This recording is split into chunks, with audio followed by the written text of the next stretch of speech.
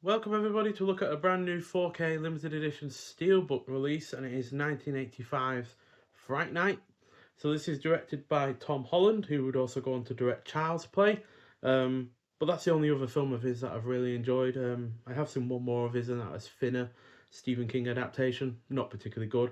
But as a writer, he also did the likes of The Beast Within, Class of 1984, and the highly underrated Psycho 2. So as a writer, probably just as successful as a director, but nonetheless, this is a supernatural horror film, clocking in at 107 minutes long, had a budget between $7 and $9.25 million, but at the US box office at least made 24.9 million, so definitely a success, certainly enough to warrant a sequel.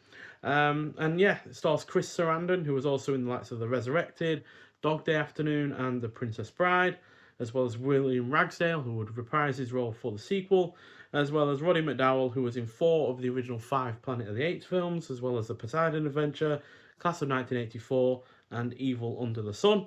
So Charlie Brewster is a high school student who accidentally discovers the true and creepy nature of Jerry Dandridge, his dashing and enigmatic new neighbour, but no one seems willing to believe him. So this, quite frankly, revitalised the vampire in the same way that An American Werewolf in London revitalised a werewolf, and it did it in a highly entertaining manner with an effective mix of horror and comedy that also helps to make it as engrossing as it is throughout.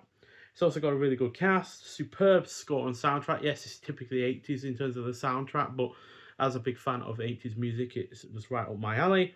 You got great pacing, brilliant effects, even in just terms of the vampire effects, but there's also a werewolf effect in this as well, which, although not quite as great as An American Werewolf in London, it's not half bad at all, especially for a film that isn't even focused on that kind of monster.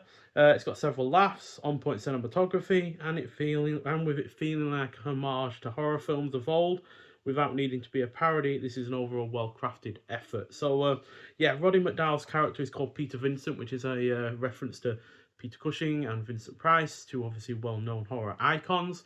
But that role initially was also meant to go towards Vincent Price himself, but he turned it down because, quite frankly, at his age, he was getting kind of tired of horror films.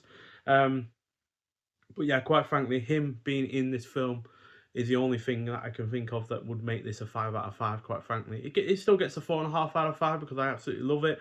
But had Vincent Price been a part of this, it would have been incredible. Roddy McDowall's still really good. It certainly helped his career get a little bit of a boost in the mid 80s. But yeah, Vincent Price would have been absolutely superb in this. But nonetheless, like I said, 4.5 out of 5. Definitely one of my favourite. Sorry, definitely one of my favourite horror films of the 80s, supernatural or otherwise. And yeah, that's like comedy element to it as well is also really rather good. Also, love the steelbook look of this as well. So we've got the original poster on the front, minus the actual title, and then we've got our character played by Chris Sarandon on the reverse. And then we have 3 discs in this release.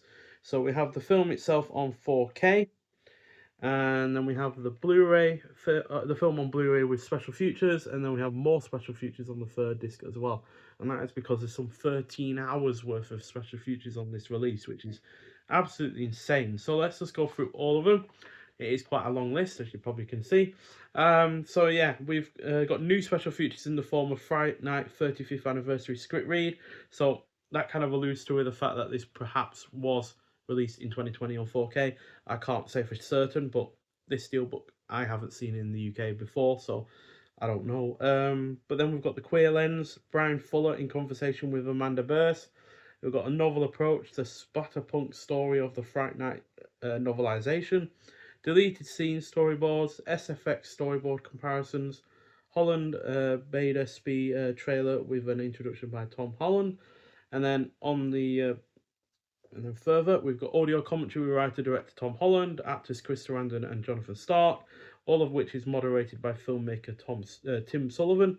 Then we've got audio commentary with writer-director Tom Holland, actors William Ragsdale and Stephen Jeffries, FX artist Randall Cook, all of which is also moderated by journalist Jeremy Smith and filmmaker Tim Sullivan. And then we've got You're So Cool, Brewster, the story of Fright Night. What is Fright Night? Tom Holland writing horror. Roddy McDowall from Apes to Bats. Tom Holland and Amanda Burse talk Fright Night. Roundtable with Tom, Stephen and William.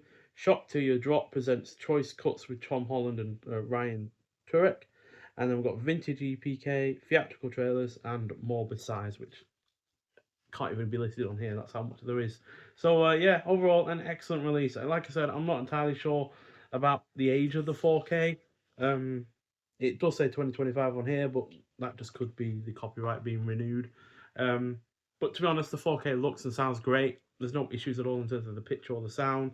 Sound in particular is really good, especially when it comes to that excellent 80s soundtrack. So yeah, but regardless, really nice looking steelbook, excellent looking 4K, and just an overall superb film in its own right as well. So yeah, no issues at all with this release. If it is not a particularly new one, then obviously I might have paid a little bit more than I should have. But I really wanted the steelbook, and I also wanted to upgrade my Blu-ray of this film that I've had for well over a decade. So no issues at all in that regard. Nonetheless, so if you have seen this film before, I'd like to hear your thoughts on it. But nonetheless, thank you for watching, and I'll see you in the next one. Bye.